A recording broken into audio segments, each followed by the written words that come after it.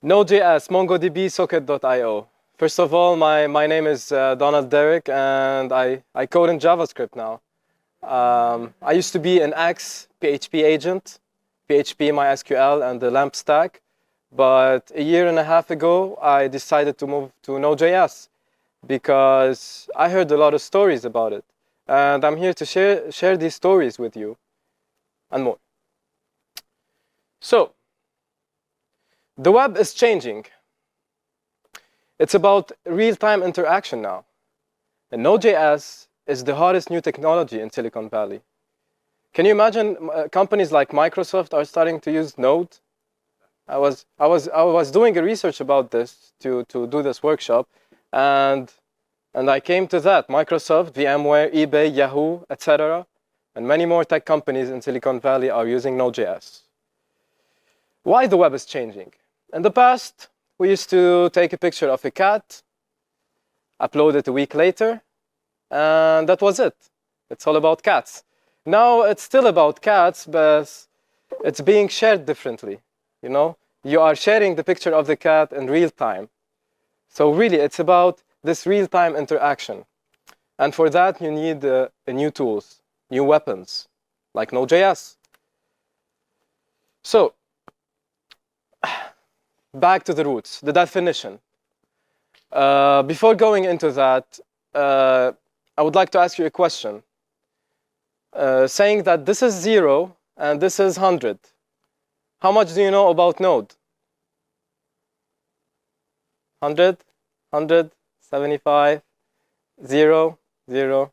It's okay. So this is the first day that you hear of something called Node.js, right?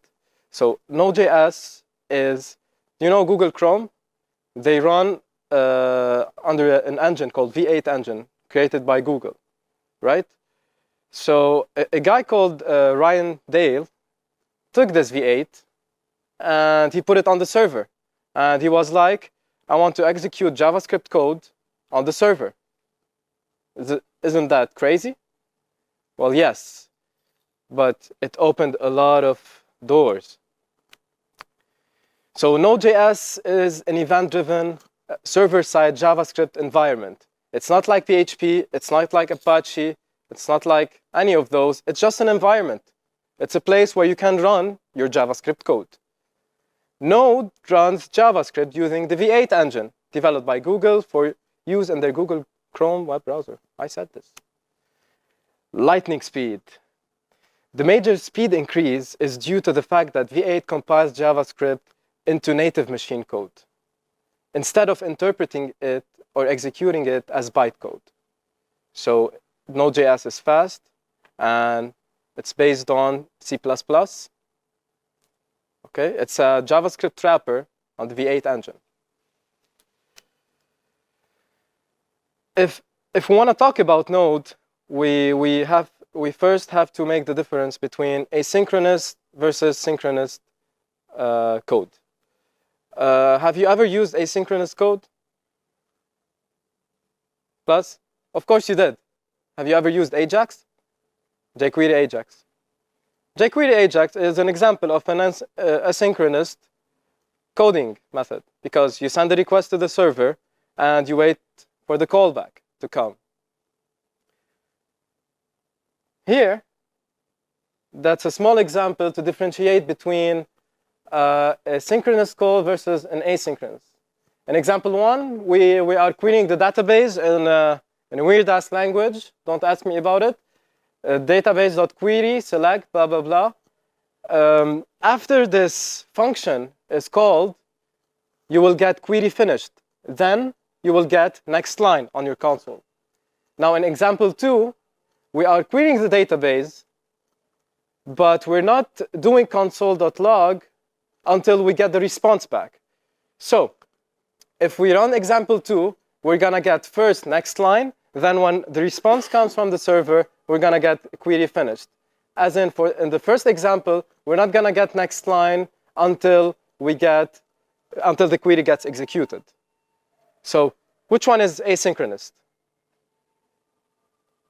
The first one or the second one? No one? Second one, yes. And Node is single-threaded, unlike the LAMP stack that stacks the threads and consumes a lot of memory. Node can scale horizontally. You have horizontal scaling and vertical scaling. Apache and PHP, they scale vertically. You need a bigger machine every time you want to scale your product. But Node, it works differently. And this is because of the event loop. Now, this is done now. I'm not going to talk a lot more about concept and theories of Node. I'm going to show you the applications and the crazy things that you can build with Node. Remember, we're building real-time web applications. Or anything, really, like any network application using TCP, whatever. So, do we have any Linux users here? Yeah? Cool. In Linux, you have Ubuntu. We have a package manager, apt-get, right? You can download and install softwares on your machine seamlessly. If you code in Ruby, you have gems and Rails. The same idea applies to Node, and it's called NPM, Node Packet Manager. And it's like the La La Land for every Node developer. You just go on npm.js.org. Let's say you need a module or anything. You can add it. We will see how in a bit. Now, as a first module, remember, Node is like a naked woman. You know? If she want to go out, she got to wear some clothes. And Node, these are the clothes. Express.js, for example. Express.js can work like a combination of PHP and Apache. That's Express in a way, if you want to get it. It's a lightweight application, web application framework to create your web servers, for instance, to help you organize your web app into an MVC architecture. Who knows a bit about MVC? Yeah, Model View Controller. We're not going to go into MVC now. Code example. So, the first Hello World application that we're going to create in Express. So, I'm going to go into my application folder, and create a directory called test. And now I write down Express. And what did it happen? ls? Wow, it created a bunch of files for me. So now I'm going to go ahead and do npm install.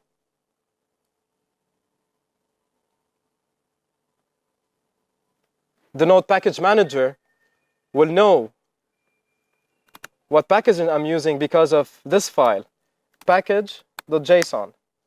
Package.json, okay, before going into that, there's two ways of installing modules in Node and in NPM. The first one is npm install express, okay? This will do the same thing. You will go apt-get install, whatever. But there's a better way if you want to deploy your application here and there. The better way is you should create a file called package.json. Package.json, there's dependencies. So here we have Express and Jade. We'll go into Jade later on. Now we care about Express. So now Express is installed.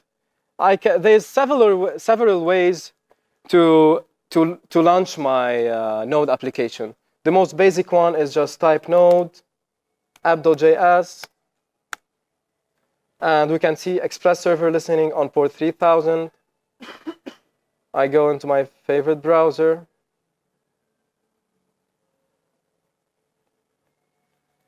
And I go to localhost 3000. Express, welcome to Express. So that's it. You know Node now. Let's leave. No, not yet.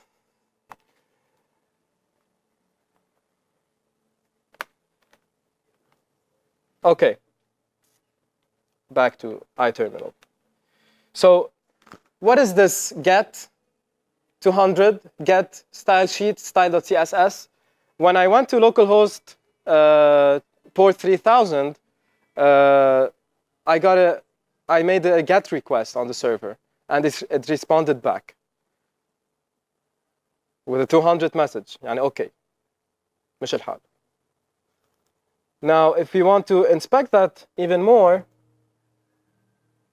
I'm gonna go inside.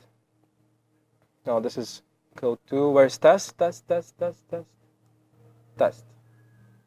So this is the basic Mongo skeleton.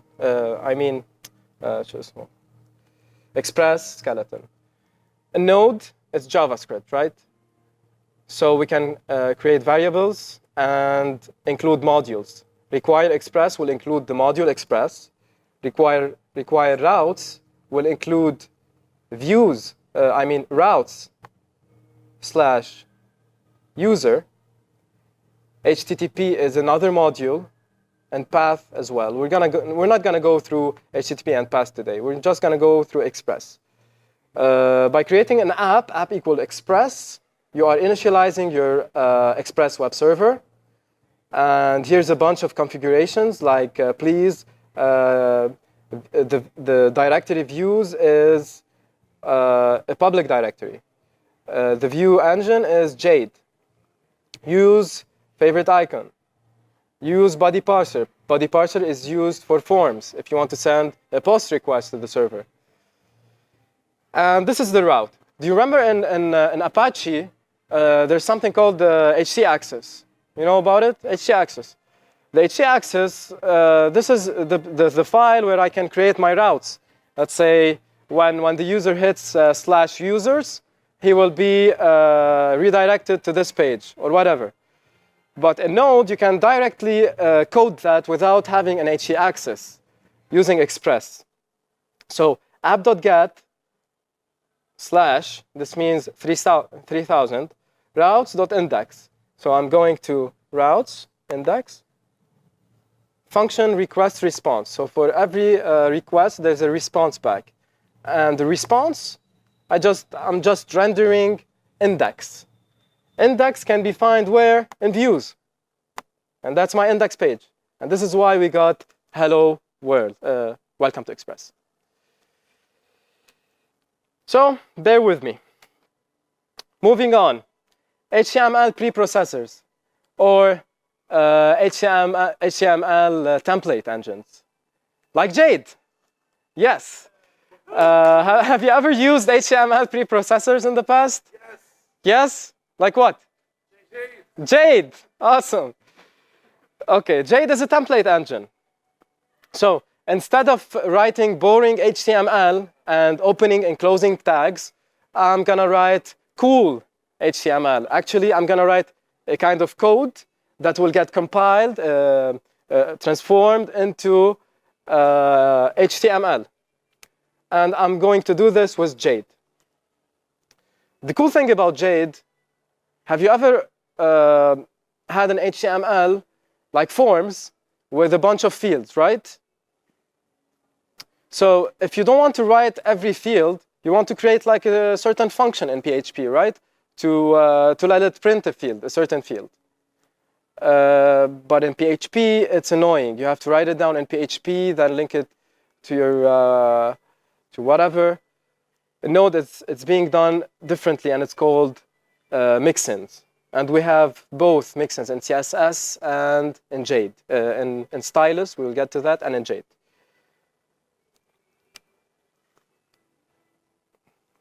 Coding masks on, because we're diving into some cool code.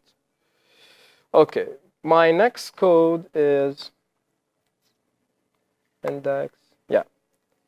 So here I have mixin. I specify the name, which is field of the function, let's say, the arguments, type, name, and label. Okay? And I write down my function. Then in my Jade code, if I want to have a form, I will just simply, instead of writing this code again, I will say Mixin field, the name is text, the type is text, the name is name, and the label is username, and so on. Now we will see how this code will print out.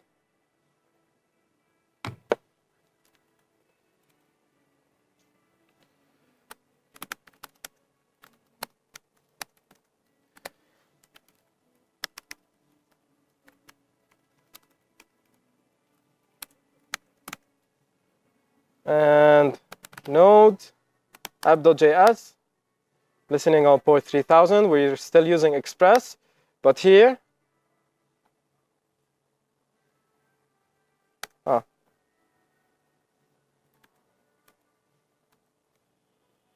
this is annoying.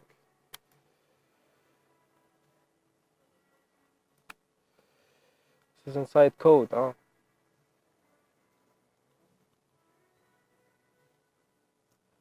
Yeah. Comments out. Okay. So I got my form. Pretty decent. I did not write a lot of code to have this form because I used Jade mixins. Moving on. CSS preprocessors. Have you ever used CSS preprocessors like Sass or Stylus? Yes. CSS preprocessors are also pretty awesome. Have you ever had a client who wanted to change the colors of his website at the last day? I had this case many times, and trust me, control, find, and replace sometimes get tricky if you have a lot of style sheets. But this is how CSS preprocessor saved my life, especially Stylus. Code example. So, the most common example is border radius. You know, you have to do it for Mozilla, Firefox, Safari, WebKit, and other browsers. But with mixins, we can write border-radius, give it a parameter n, write down the border radius function, and then in my CSS code, in my Stylus code, I can simply write any selector, then border radius 5 pixels. And it will do it magically. Same thing applies for colors or really anything, any CSS that you write. It's kind of object-oriented CSS if you want to think about it, but it's not. It's simply Stylus. One important thing about Jade and Stylus, if you notice in Jade, we don't have closing tags, right? Usually in HTML, you open up an anchor, let's say, and then you close it, right? But in Jade, you just have to put a, and it's about the indentation. So let's say I have a div called main, right? I indent and I write my other div inside it, dot logo, right? I indent and I add image. This is similar to saying div class equals main, close the div,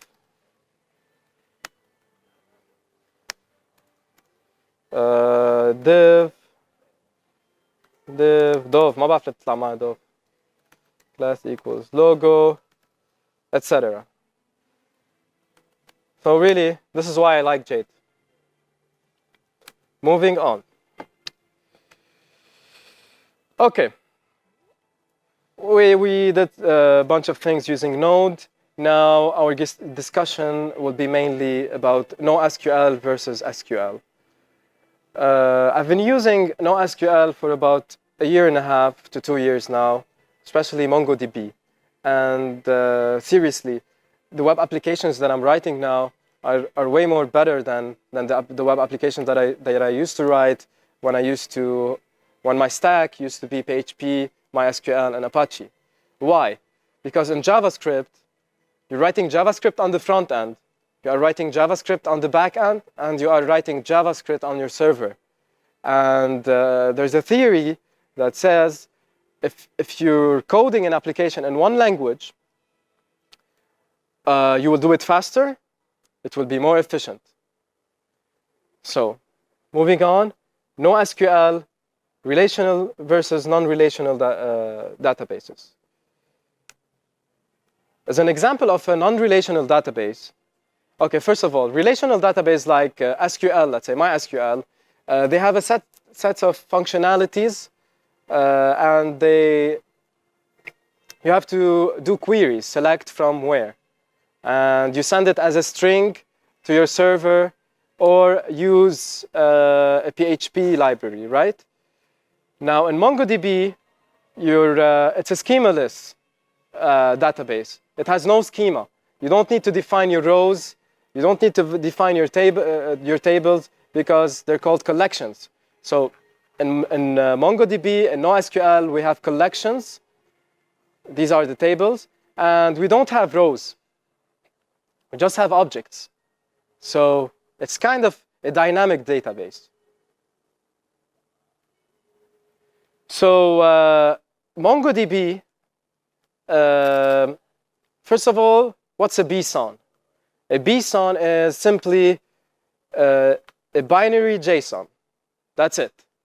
The JSON gets converted into binary code, then it will be stored in MongoDB. Okay, diving into the Mongo shell. Now we can have some fun. So let's close this. No. My terminal. Okay. No way هيك كان كل وقت صغير. طيب. Now, after installing MongoDB, I simply type Mongo and it will open up the Mongo shell. Okay? If I want to see my collection, my databases, I simply do show DBS. I had a bunch of them. Let's say I want to use a previous database. I say use JS Revolution. Okay? Now we're inside JS Revolution. This Mongo shell, if you want, it's like the MySQL shell. I'm not using something like PHPMyAdmin anymore because I got used to this shell to inspect my database. Now, if we write down show collections, I have only one collection called users. If I want to inspect this collection, I simply write down db.users.find. And I will get this nasty thing. If I want it to be better, I say, please look pretty. And it will be pretty. So don't forget that the Mongo shell is in JavaScript. So I can simply write down a for loop or anything, really.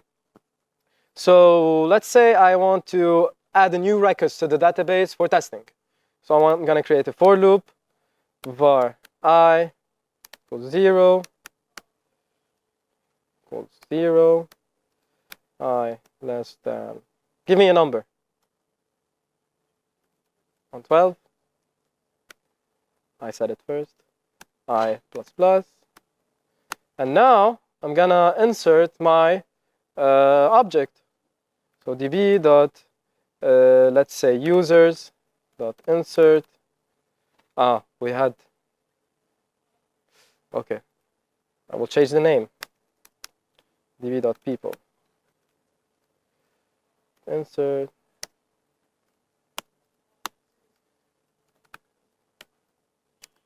name equals foo plus I, comma, date is date.now, right? And I'm gonna close, and yeah. What happened?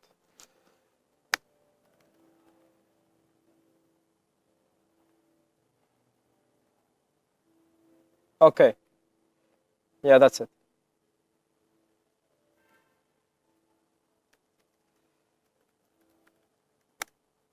Okay, so show collections. I have people now. db.people.find, again, .pretty, it, no, it, and we can see the objects with their date until you get no cursor. Now, if I want to drop a collection, I simply db.people.drop. True. Show collections. Nothing. Perfect.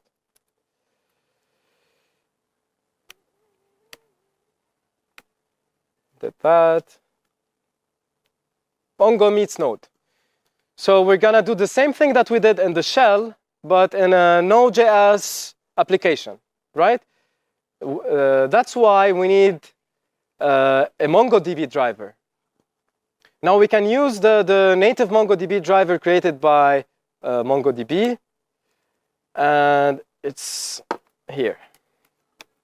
Okay, now we're gonna see how to connect to the database and how to add records. I go back to my app.js, and I've already created that. Add commands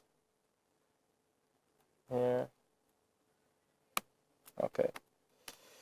So var Mongo client will require MongoDB. Again, you should, in your package.json, add MongoDB as a dependency. Then run npm install to download the MongoDB driver. And very similarly to MySQL, I don't remember, right? But it's connect, MySQL connect. Yeah. And yep. So we can do the same here by providing this kind of link, URL.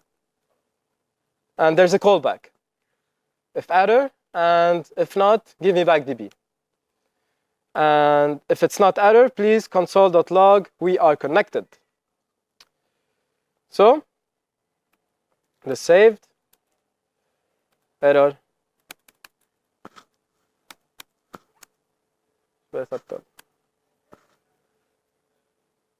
Okay. Yeah. Split. I'm gonna close this.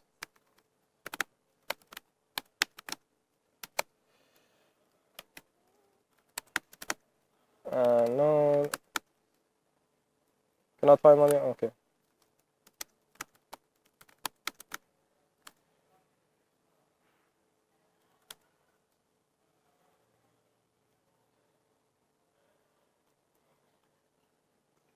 Again. That's it. Ta.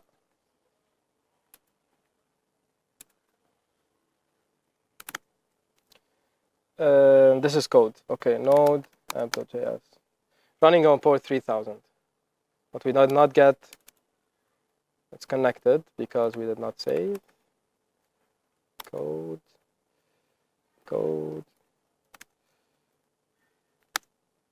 We are connected. So we're connected to the database, but that's not enough. That's the word. Ta. So here, I'm connecting to the database. Then I'm saying, please, DB, create a collection called users. And when it's done, don't tell me anything. Then create a user. The first one is Donald. The second one is foobar. And insert these records in the database. And when you insert them, please console.log. I want to know that the operation was successful. And of course, add date.now. So, save, node, and that's it. The records are in the database, and they were logged on the console.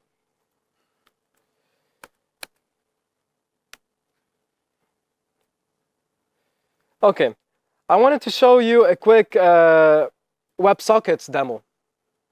First of all, if you're using WebSockets in Node, there's a really awesome WebSocket library called socket.io. And it's not just really a WebSocket library, it's more than that.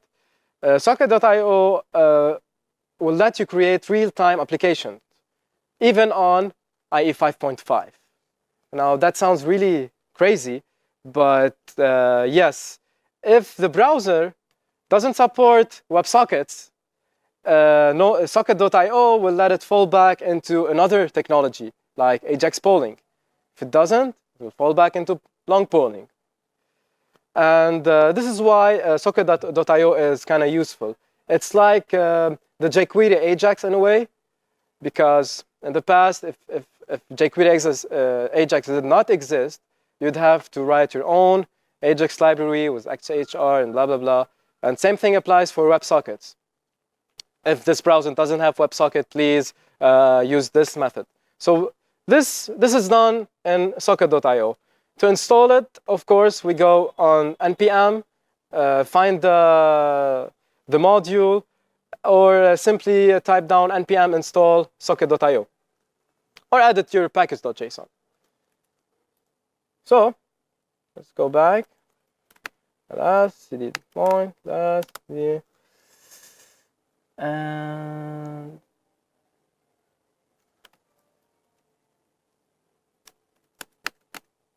yeah, chat node. Now again, I run node index. Nice. So on port 3700.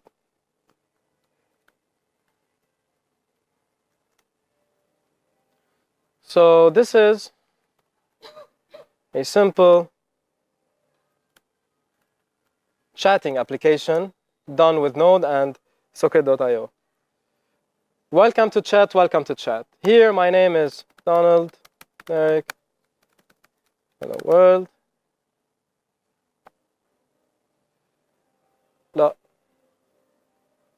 Okay, here my name is Donald, and I say foobar. Send? Send.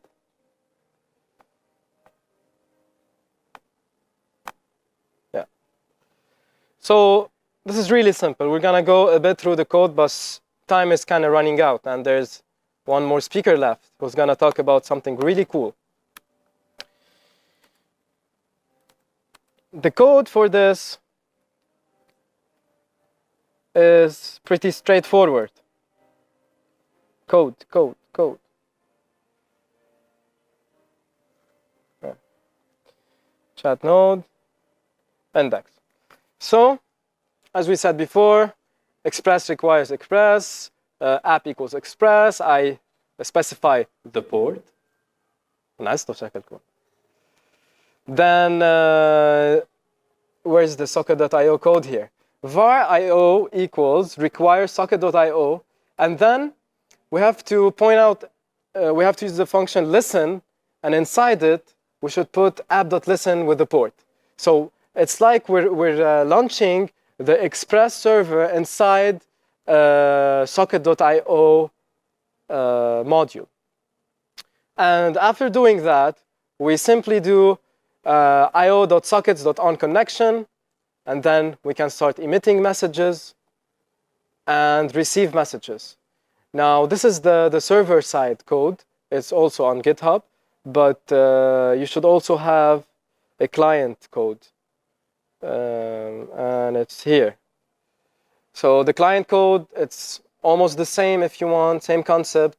Socket.onMessage, when a message is received, do this spaghetti code. We cannot go through it now.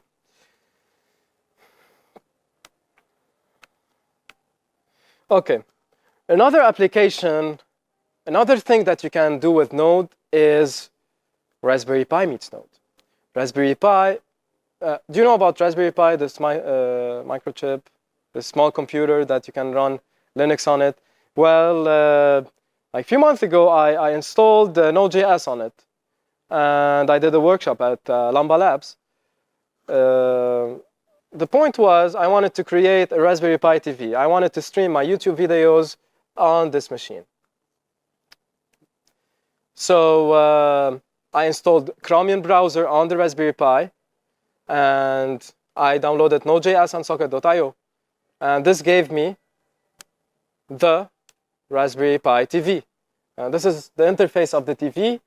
I had, it's like developing a website, really, like a front page on the Raspberry Pi, because Node.js is, and especially I'm using Express, I'm like opening this page and on the browser, which is Chromium, set on full screen mode. And that was the remote. You search for a YouTube video and you stream it. Now, last but not least, I would like to tell you about a few modules that I used in the past. Express, Jade, Stylus, Socket.io, MongoDB, we've seen that. Mongoose is, if you want a set of wrapper on MongoDB driver, which give it some extended functionalities. But Mongoose, you need to define your schema. It's not a must. You can still insert schemaless objects, but if you want to use Mongoose in an efficient way and use the sorting or whatever functions, you have to define a schema. JS DOM is really awesome. Once I had a problem. I wanted to get a page, right, and access the DOM of the page on the server, because the website that I was using, they did not have an API, right? So I used JS DOM. I got, it's like doing curl or wget.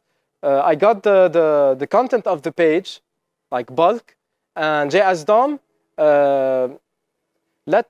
gave me the option to traverse the DOM, like jQuery, okay, on the server side. Request is another module. Formidable is really awesome when you want to deal with upload with forms where you have to upload an image or a video. Formidable is formidable. NodeMon or Node Monitor, did not show you that. But recall, every time I wanted to launch my Node application, I would have to write down node app.js. In this case, it's index.js. NodeMon, this is NodeMon. And whenever I'm updating my code and my application, the monitor will restart automatically. So it's really good for development, but not for deployment. Now for deployment, you can use something called PM2. PM2 is really awesome. You go on your server, write down PM2 app.js start -i1, and you will decide how many processors you want to use on this application. If you are using a VPN with multiple processors, you can do -i max. It will use all the processors to do this. Passport is really good to deal with authentication. You know, it's really easy to set up a passport, an authentication and using passport. Instead of writing down using Facebook API, Google API, or Twitter API to let my users log in, I can use Passport and I can automatically add them. Underscore async, underscore is utility library. Async is for asynchronous functions. Bower.js, that's a totally different topic, but it's a package manager for your front-end code. That's it. So, one second, the last slide. Yes, thank you all, and may the source be with you.